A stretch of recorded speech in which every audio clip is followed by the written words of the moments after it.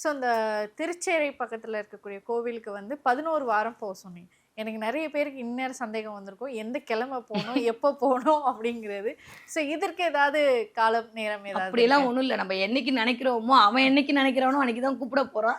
அதனால எஸ்பெஷலி எனக்கு தெரிஞ்சு திங்கட்கிழமை அங்க விசேஷமா இருக்கு. திங்கட்கிழமையும் வெள்ளிக்கிழமையும் திருச்சேரை ஊர்ல கடன் அடைப்பதற்கான வழிபாடுகளை மேற்கொள்ளலாம். ஆனா ஏன் ஒரு கேள்வி இருக்குல்ல, எப்பயுமே நான் கேள்வி கேட்டு ஆன்சர் பண்ணுவேன். என்ன ரீசன்னா, திங்கள் என்று சொல்லக்கூடிய சந்திரன் தான் உங்களுடைய பணத்தை கொடுக்கக்கூடியவன். பொருளாதார காரகனே சந்திரன் தான். அப்ப சந்திரன் தான் பணத்தை கொடுக்கக்கூடிய, பணம் வருவதற்கான வாய்ப்பு டே டு டேல பணம் வரணும் அப்படின்னா சந்திரனை பிடிச்சுக்கணும். கண்டிப்பா. தேவைக்கு பணம் வரணும்னா சுக்கிரனை பிடிச்சுக்கணும்.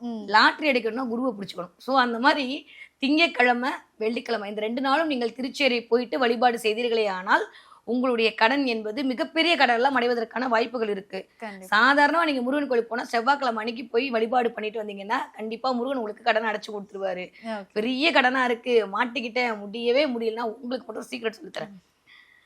குருவித்துறைன்னு ஒரு ஊர் இருக்கு, மதுரை பக்கத்துல சோழவந்தான் ஊர். அங்க இருக்கக்கூடிய பெருமாள் சித்திர வல்லப ராஜ பெருமாள். குருவுக்கே பிரச்சனை வரும்போது புதன் வந்து தீர்த்த தலம் அந்த தலம். இப்பயும் வந்து எப்படி அத்திமரம் மாதிரி அங்க இருக்கிற இது வந்து மூலவர் வந்து சிலை ரூபம் கிடையாது, ஒரு மர ரூபத்துல இருக்காரு. அங்க இருக்கிற போய் இருக்கக்கூடிய குருவுக்கு நீங்க அர்ச்சனை பண்ணிட்டு வந்தீங்கன்னா குருவினால் வரக்கூடிய கோடிக்கணக்கான பண இழப்பு அந்த கோயிலுக்கு போயிட்டு தான் சரியா போயிடும். அப்ப நீங்க முடிவு பண்ணிக்க, உங்களுக்கு 1000 ரூபாயா, லட்சம் ரூபாயா, கோடி ரூபாயா, எந்த கோயிலுக்கு போகணுமோ நீங்க போனீங்கன்னா அந்தந்த தெய்வங்கள் அதற்கான வாய்ப்புகளை கொடுக்கும். கண்டிப்பா. அதை தாண்டி உங்க விதி எந்த கோயில போய் நிக்கணும்னு அவன் விதிச்சிருக்காளோ அதுதான் நடக்கும். இதெல்லாம் வேணாம், எனக்கு வந்து அங்கங்கெல்லாம் போக முடியல, ஒரே மாத்திரை பாலாஜி மாதிரி எனக்கு எல்லா உடம்பும் சரியானோம்னா நேரா மீனாட்சியை போய் பிடிச்சுக்கோங்க.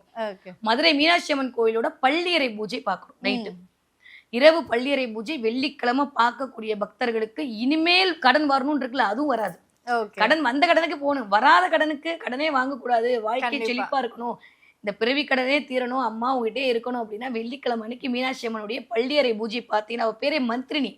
ஸோ மைண்ட்ல வந்து அந்த தாட் ப்ராசஸே கொண்டு வர மாட்டா. மல்லிகை பூ கொடுத்து முடிஞ்சா நீங்க வந்து அந்த இதுக்கு கொடுங்க, பள்ளியறை பூஜைக்கு மல்லிகை பூ கொடுங்க. மல்லி எல்லாம் சுக்கிரகாரகத்துவம்.